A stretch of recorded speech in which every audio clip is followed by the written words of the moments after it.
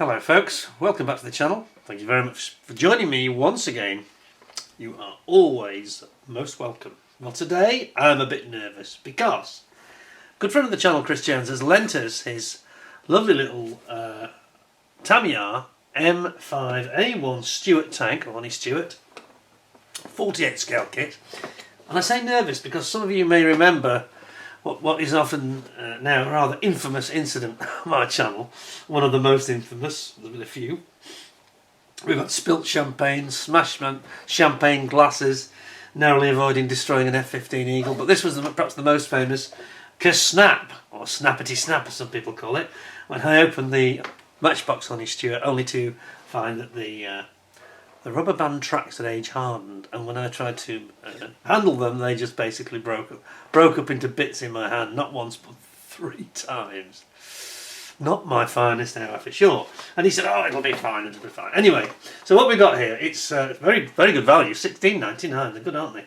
So it's kit number 32606, and I think this is going to be quite a nice, probably quite a quick review to be honest, but I think it's going to be good. So, it says here that it contains metal weights. Hey, that's cool. Okay. On the side, we've got C-34 Carroll & Co., the 33rd Armour Regiment in France in July 1944, Normandy. Ooh, easy, guys. That's the bocage they're in, I guess.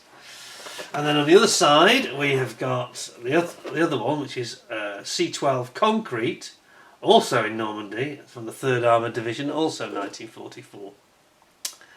Looks nice, doesn't it? So let's have a look at what we got then. Yeah, I even said to Chris, I said, email me, I said, "I've got this Tamiya kit for you to review," and I was like, "Oh yeah, great." And then he's like, "It's a Honey Stuart," and I was like, "Ooh!" Like, PTSD flashbacks. God forgive us. May the Matchbox gods forgive me for what I did that day. Wasn't a good high point for me at all. Now what I love about Tamiya is the history they give you, and we have here, okay, there's your lead. I'll start with these just to get them out of the way so they don't get lost. 2 big lead weights, look, like a big lead bar almost. Oh, looks almost like the magnets from a distance, doesn't it? But it's not. It's just a rolled, ingot of lead, basically. Is it lead? No, it's metal. I think it's perhaps just steel. It's not stainless, is it? I think it's just regular steel. So I wouldn't get it wet if I were you. You never know. So that's that. Then we have some proper history, which is really cool, and they do a separate call out. Now remember, this is £17, this kit, so this is right at the bargain basement end of Tamiya's offering. And this is where sometimes I think they offer the best value, really. So we've got those 2 versions that I mentioned here, which you can actually see. It's a very tiny tank, isn't it? I mean, this is the size of a Scorpion, isn't it? Perhaps not as effective as a Scorpion, but it's a similar sort of offering, isn't it? They're a light tank, aren't they, basically? I don't think you want to go up against a Tiger in one of these, or even a Panther for that matter, but okay against infantry and armoured units and Fallschirmjäger parachutists. So what does it say? Let's give you a quick rundown. See if I can redeem myself in the eyes of the fans of the Honey Stuart. It says the M3 was America's first major mass production light tank with a riveted hull, 250 radial engine and a 37mm gun. Manufacture and deployment began in 1941. It provided to the British under Lend-Lease. So okay, so that was the Honey Stuart, wasn't it? So this is quite okay. This saw action in North Africa in November 1941. However, as the radial engines were in high demand for aircraft, it's an unusual choice that, isn't it? It was decided to develop a new light tank with a pair of V8 gasoline engines, the M5 light tank. So actually I'm wrong, aren't I? It's not the Honey Stuart. The Honey Stuart is the radial engine. This is the V8, twin V8. Suddenly, this sounds a lot better. It must go like the wind. It was officially adopted in 1942. Whilst it came the M3's turret, the M5 had a welded hull with updates including sloped frontal armour and a rear engine deck. Yeah, it actually looks like a Sherman at the front, the armour, doesn't it? So the engine deck is also sloped, okay. It also had an automatic transmission. Its engine drive shafts being in a lower position freed up more space for the crew. Starting in September 42, the M5A1 tanks appeared with the updated turret, namely that the original M3A3 variant of the M3.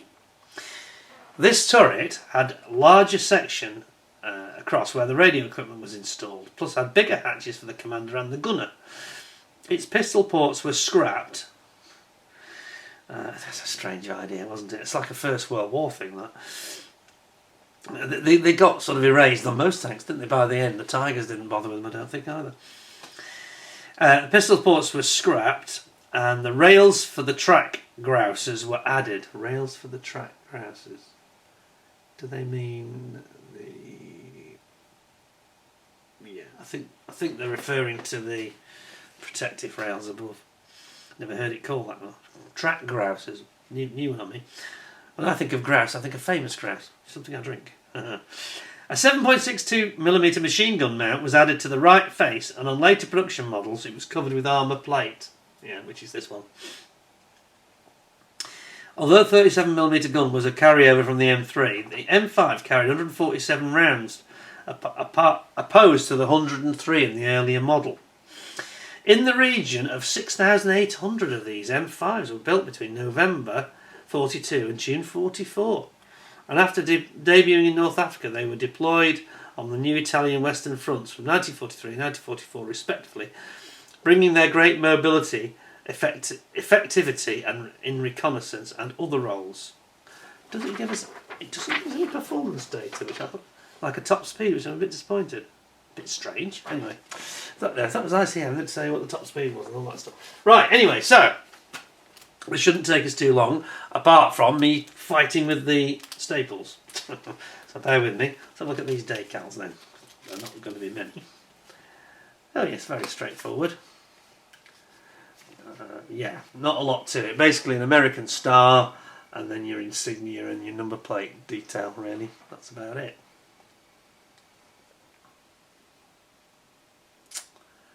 Yeah. Very nice. Look a bit on the thick side. I don't think that's the latest and greatest decals somehow, but anyway. Some of you will be shouting at the screen that they're always thick. God forgive you for saying such things. If Uncle Steve's listening, he'll be very cross with you if you say that. Anyway. Right, moving on. Steve's vintage model building gets cross with you. Say anything against Tamiya, he's like me with Matchbox. Right. Here we go. So we've got our instruction book. So they've kept the instructions and the sort of data separate like they often do. Oh, it's an open out style, okay.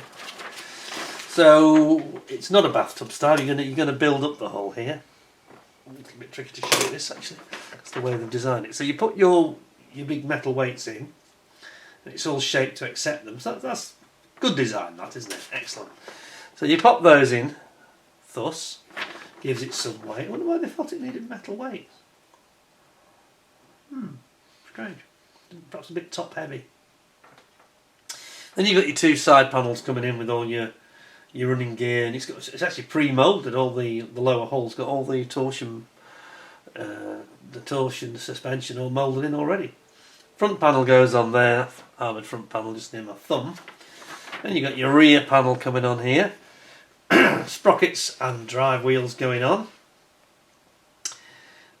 Sprockets first.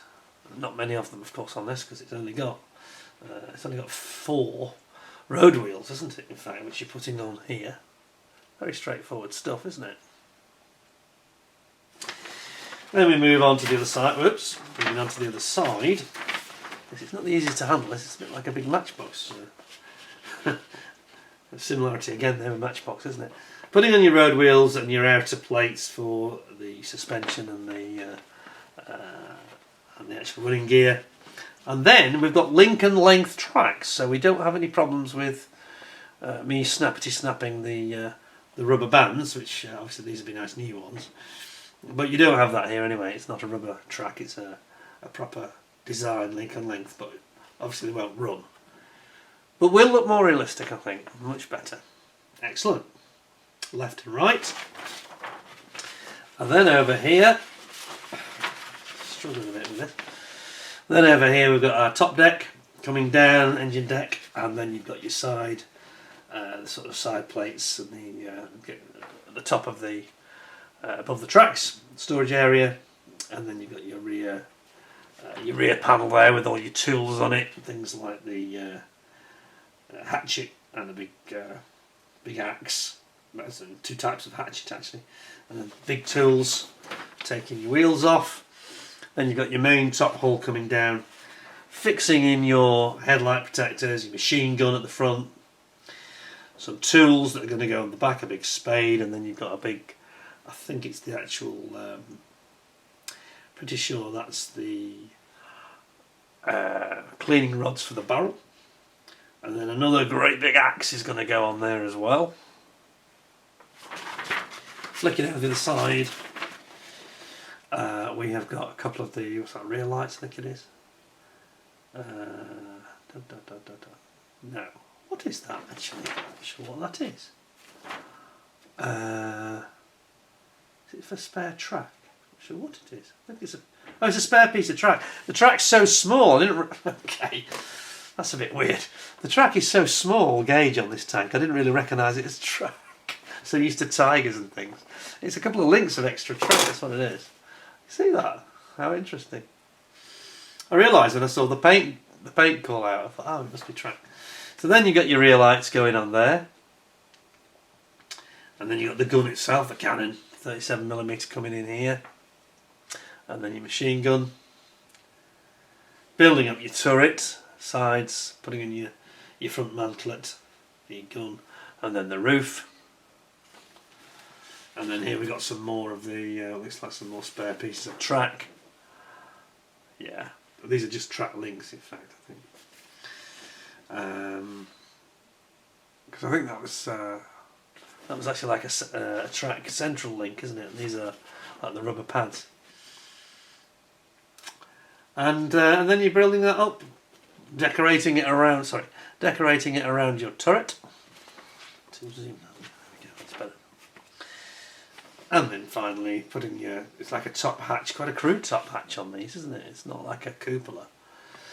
And it's talking about using Mark Fit Strong to try and get your silver star down. You're definitely going to need that because I think that'll be quite challenging to get that down, to be honest. Almost tempted to get a mask and spray it actually. And then mounting in your turret thus. Now we're not done yet though because we've still got our, is it the 50 cal? I think it's a 50 cal, maybe 30 cal. Maybe a 30 cal on this one. Machine gun on the top, then you've got your commander, so we've got a figure in here, that's cool. Their figures are excellent, aren't they? Tow cable, complete with the eyes, and then you're going to fit all that in, your tow cable on front to rear. Is it on both sides or just one side? No, just on one side. It just shows you very accurately how it goes on. Very helpful indeed, in terms of showing you exactly where it locates. Can you see that? That's not like a border instructions, is it? No. Done it properly. That's cool. And then, that is it in fact. So that's it completed. So yes, good instructions I think those are. I'm not too keen on the way it unfolds, but apart from that, absolutely contents are brilliant. Very good. Let's take a look at the plastic then. See what we've got. Thank you again to Chris Jones, has very kindly loaned that to us, so I will say thank you. That makes him today's guest of honour. Let's have a look at what he's got. Oh, we've got some staples again, hold on a second. So, just while I'm doing this, just talk about memberships on the channel. So thank you to so many of you, including Chris Jones of course. So many of you have now joined up. It's like joining up, the force is joining me. Come on, join the Royal Air Force. You can be a flight officer, or a flight lieutenant, or squadron leader. And if you join the top rank of squadron leader, you don't have to call me sir, or even lord. What's happened here? They seem to have stapled this a different way. I'm very curious. Stapled it the opposite way around. It's a bit odd. They are being awkward, aren't they? Been stapled. It's even worse on a smaller kit. They haven't left much space. There we go. Come out. Did it come? No, it's still there. Yeah. Right. There we go. We're in. So let's have a look at this. Ooh, there's quite a few things. Oh, some loose stuff, got to be careful here. So that's the tow cable then, which appears to be, it's almost like a cotton-like material, but it does look realistic despite that. Have a look at this. I didn't expect that, to be honest. So it's like a cotton thread almost, but it's got this profile to it that makes it, yes, it makes it look like a proper tow cable. That's very nice. Very good. Okay, so that's that. And then we've got two that are actually the same. So this is our, get some focus, there we go. So this is our track, link and length track system. And includes our, oh, that's nearly coming off the sprue, be careful. Don't do it, don't mess up another Stuart tank. It's just this sprocket here where my finger is, it's just very, very tentatively hanging onto the sprue, that. And then here you've got your running gear, the suspension and the wheel cover, the road wheels themselves. There's your idler sprocket there, of course, which is at the back on these. It's a strange little tank. I mean, I can't imagine they were too good in very muddy, ultra muddy conditions, but I bet they went quite quickly. If you've got a twin V8 engine, you're gonna get 40, 45 mile an hour, aren't you? Plus, I reckon, on this. And then you got your towing eyes, but look how beautifully formed these are. Very, very fine, aren't they? That's really nice. And then you've got these individual track pads at the back when you build up your link and length. Okay, so far so good. That looks very nice. All very good. The only irritation has been the staples. Oh, we've got some polycaps in here as well, by the way. Just a little bag of polycaps, which of course I won't open, there's no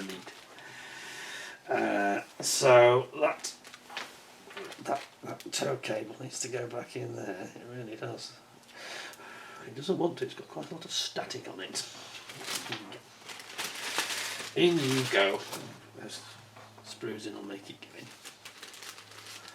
Yeah, it's a nice little bit of plastic, isn't that?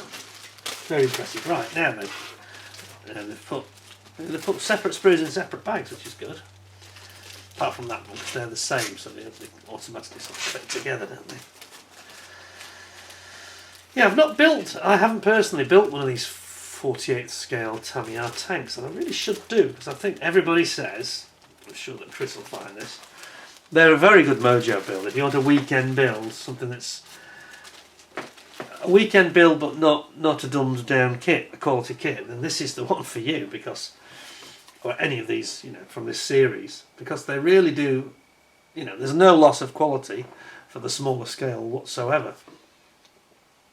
It's right up there, isn't it?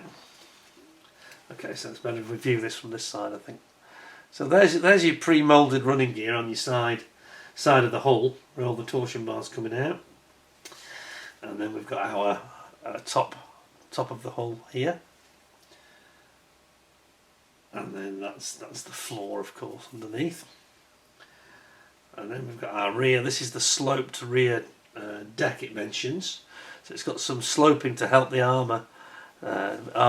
reduced armour penetration, I should say. Helps the armour with its resistance to shots. We've got some very nice, it's your pickaxe and pickaxe handle, head and handle there.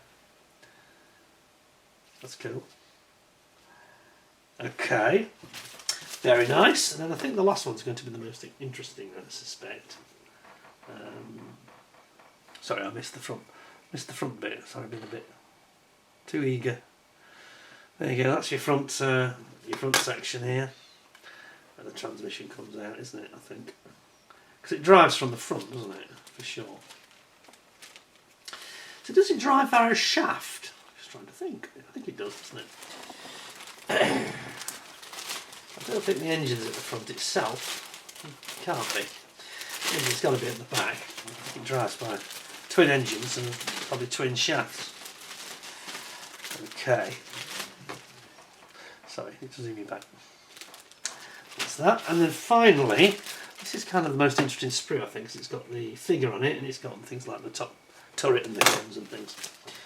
So if I can just work my way through these staples, we'll be in. Oh, something I just want to mention as well about, I mentioned membership, obviously, which is going incredibly well. Thank you very much to all of you supporting the channel like this. One other thing, I'm not sure how long this video will be, but if it's under 25 minutes, I just want to say, we're coming to a point now, and it's nothing to do with memberships, this actually, there's something I was going to do anyway. I think that if we have a short video that's 20 minutes or shorter, we'll not get live chat anytime. Because it's kind of not worth it, you know, because it's such a short video. By the time people have all said hello and got chatting, the video is over. So I don't think it really works with the really shorter vids on smaller kits. So just a heads up, so you'll see that it will just get published, it won't be premiered, and there won't be any live chat. I just think it's a bit more efficient, and it does take a lot of my time, and some of you that are good pals, we sort of feel mutually obliged to chat to each other because it's rude not to, isn't it?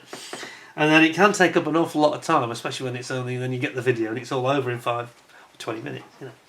So I think we'll stick to the sort of 25 minutes plus videos. We'll get live chat, and the short videos will just be published as a video standalone, you know. Here we go then. So here's our 30 cal. It looks awfully small at 48 scale, doesn't it? Yes.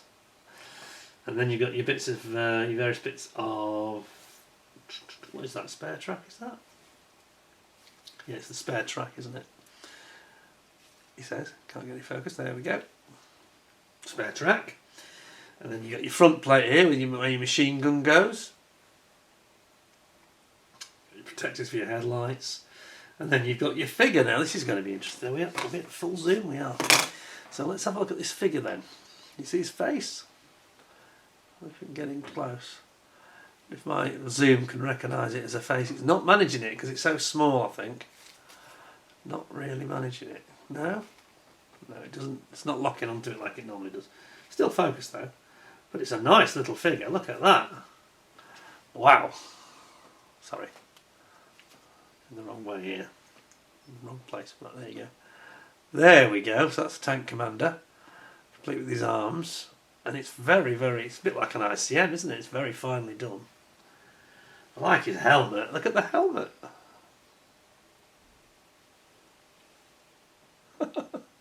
That's really cool. It's so small, the face though. It's tiny. In fact, it's so small. I'm going to just indulge me for a second because I'm going to get my bigger glasses out and have a proper look at this, because I think you're seeing much more than I am at the moment thanks to the big zoom lens. I can't see anything. Where's the optivisors? I'm going to say. Just bear with me a moment. Where is he? Yeah, it's actually a really good face, that's yeah, excellent. That's well up with ICM standard, isn't it? Excellent. Superb. And his hands, zoom back in. Clobber off. His hands are really nicely formed as well. See if we can get you back in nice and close here. Probably hear the spring birds are chirping outside. Yeah, that's really good. It's got nice detail on the hands and the see the fingers and the thumb. Very, very good, that, isn't it? No, that face is actually really good. And even though the camera's not recognising it because it's so small, the actual detail of his nose and his lips and his eyes are really, really accurate. Looks very realistic, so that's excellent. So I've got to say, I think that several of us look at that and think, geez, that's pretty small, you know. I'm one of them. I'm just thinking to myself in my mind, how would I manage to paint his eyes? I think probably wouldn't bother there. Maybe he could just be blinking or something. But do you know what I mean? I mean, if you get the dark tones right, forget the eyeballs. When you get to something like that, I wouldn't bother really, unless you're a real wizard. I would just, yeah, I'd just go for just getting some darker tones in the recesses of the eyes, and that'll be absolutely fine. So let's have a look at the rest of it. We have got here the sides of the turret, which looks, it's a really cute little tank, isn't it? Just, as I say, like a Scorpion, really. It's got that sort of almost too small to be taken seriously, but they were a good vehicle, you know, and they could cover the countryside real quickly, these things. And then you've got your little mantlet here for the gun, mantlet and the sort of glasses area, and then you've got your 37mm cannon here. really cool. That's the top hatch I was saying. A bit crude looking, isn't it? It's not just a plate, really, isn't it? Metal plate, steel. And there's your top deck with your engine deck at the back. It's a nice kit, isn't it? They're always good, aren't they? They're always good. And then finally, here is the machine gun. Can you see the detail on that? Is it focusing okay? Yeah, that's nice, isn't it? Yeah, they've done that really well, actually. That's fantastic. Well, there we go. And no accidents this time. Hey, things are looking up, yeah. Okay, so that's the Stuart tank, the M5A1 from Tamiya. I don't know whether Chris wants me to reseal the bag. I think I will reseal it for him rather than restaple it, because I think staples are a bit, you know. If I reseal it with plenty of space, I think that'll be better. There we go. So that's a tank. That's a kit that's going to cost you £17. It's a perfect quick mojo weekend build. You know, you'll have it done in a jiffy. Frankly, certainly under a week you'll get that completed, I'm sure. A really nice kit. Anything not to like?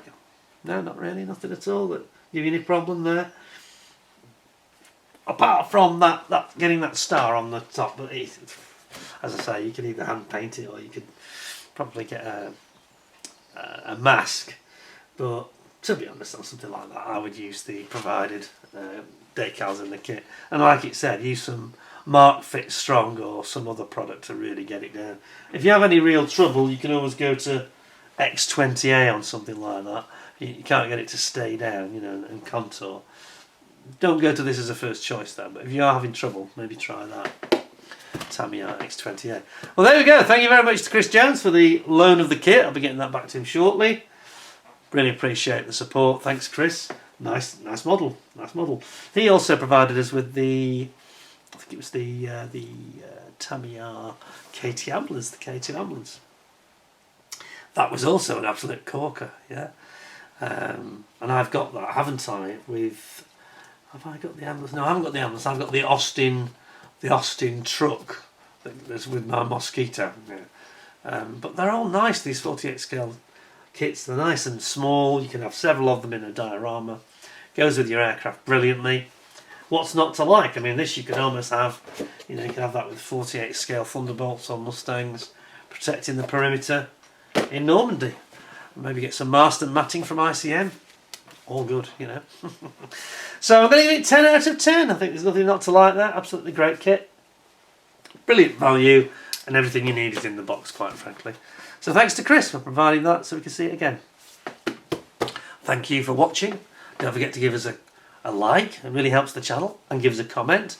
Please don't forget the memberships are now up and running. And I will just mention to you again, when I plug memberships, be wary that if you join as a member, try not to do it on an Apple device if you have the option, because Apple devices, for whatever reason with YouTube and Google and Apple, they're doing a surcharge thing, so they charge a bit more. I think it's about 33%, quite a lot actually. I'm not entirely happy with this, but that's something that has gone on behind the scenes, nothing to do with my channel or me, I have to say, and I didn't know anything about it. I only found out by accident. So try and do it from Android or from a desktop PC to join as a member, and you'll gain that way and get the prices that I have previously explained. Otherwise you might get a nasty surprise, and it looks like I was... It's annoying for me. It makes it look like I was under-exaggerating what you'll have to pay. But that's not the case. So if you're on Android or desktop, what I said is absolutely correct. But they seem to be putting this surcharge on without telling anybody. Anyway, enough of that. Careful what I say. Thanks for joining me. Take care, and I'll be back very soon with some more interesting stuff, I hope. Until then, don't forget the memberships. Keep joining as members. We'll have some special shows coming up that are for the privileged access members only. Until next time, I'll get those up and running. Thanks for your time. Take care of yourselves, and I'll see you all soon. Thanks a lot. Bye for now.